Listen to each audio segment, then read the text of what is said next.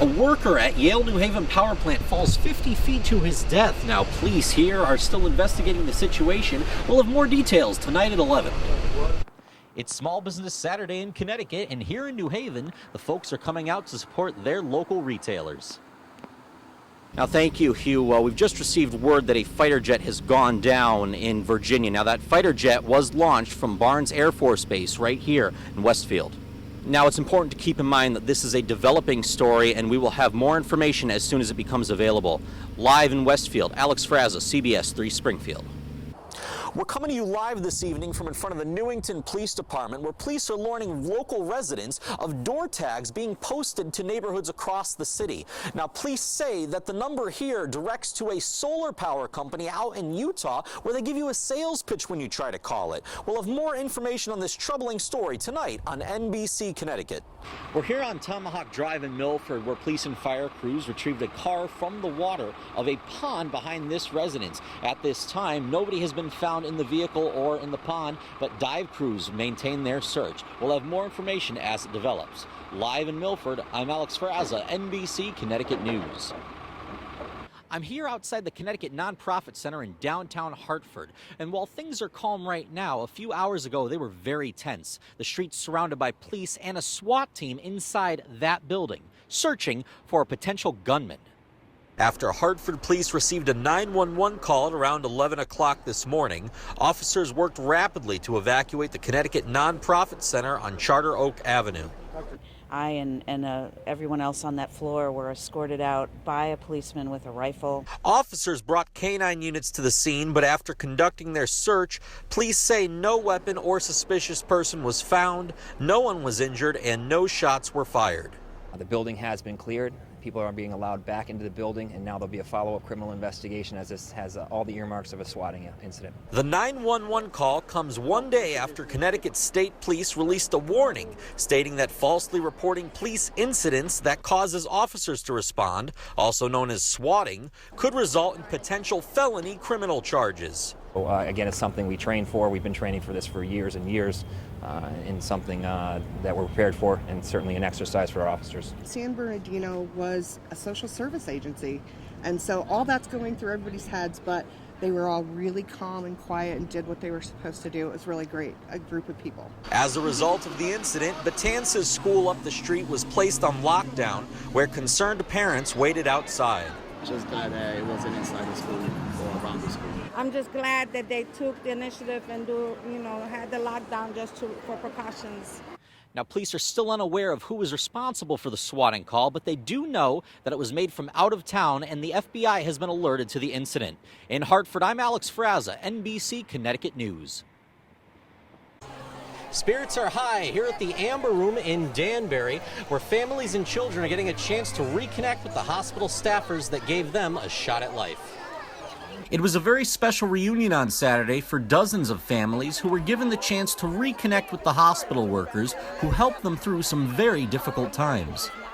The staff at Danbury Hospital has been fantastic, and it's just great to come back and see all the doctors and nurses, and it's a great event that they put on. The story of Brian and Marie Kismarski sounded very familiar at the event. Their twins, Robbie and Nicole, were unexpectedly born almost 4 months early back in 2012, an experience that has left the couple forever grateful. At the end of the day, and at the end of our case, 4.5 months, we have these amazing children who are fantastic, and we couldn't have been in this situation without them. Walking around the event on Saturday, it was remarkable to see just how happy and full of life these children were. You wouldn't know that some of these kids were born with some very serious health issues. When we look at their children, we can't believe how they've thrived, because we remember how sick they were years ago or months ago. In the end, for both parents and Danbury Hospital staffers, it was a feeling of gratitude they wished to express to each other at the event. Just be forever indebted. Yeah, we think about them every year on her birthday. We think about them all the time. So we love them. We really do. This event that the hospital puts on for us every 2 to 3 years makes our job so rewarding. Just seeing these children come back with their families and smiles on their faces, and all of us being reunited with them, it's the best day ever for us, and it solidifies why I became a nurse. Well, the families here sure have been having a great time, and many have already told me they plan on coming back here to next year's event. In Danbury, I'm Alex Sferrazza, NBC Connecticut. Well, we're here on Griswold Street in Hartford, where just after 4 o'clock this afternoon, police say they were alerted to a shooting at one of the houses right behind me. Now, police do not know the details at this time of what occurred. We've talked to a few neighbors in the area, and they are a little bit shocked. They say this area is not known for violence. We do know that at least one person was transported to the hospital, and their condition is, as of yet, unknown. We'll have more details shortly. We're live here in Weathersfield, where we've got a house explosion right over here behind me on Amherst Street. Now, as you can see, we've got fire and police officials on the scene. We're not sure the cause of the explosion. We do know that 4 people were injured, and they were transported to Hartford Hospital, where their condition has all been described as non-life threatening. We'll have more information on this breaking story shortly. We're coming to you live here from around 482 West Middle Turnpike in Manchester, Connecticut, where around 5 a.m. this morning, police say a car struck this utility pole, almost knocking it over and closing the road for as many as several hours. As you can see, crews are still on scene working to replace this pole, and it could close this busy street for a long portion of today. Neighbors are telling us that it sounded like a freight train smashed into their house. The crash was so impactful. A Honda Accord did strike the pole, sending 2 passengers to Hartford Hospital with life-threatening injuries. Both are in critical condition at this time, and they are not being identified by police pending notification of next of kin. Police say they have arrested 23-year-old Jalen Glover of Charter Oak Street in Manchester for failing a DUI sobriety test. He is expected in court on January 30th and has been released on bond.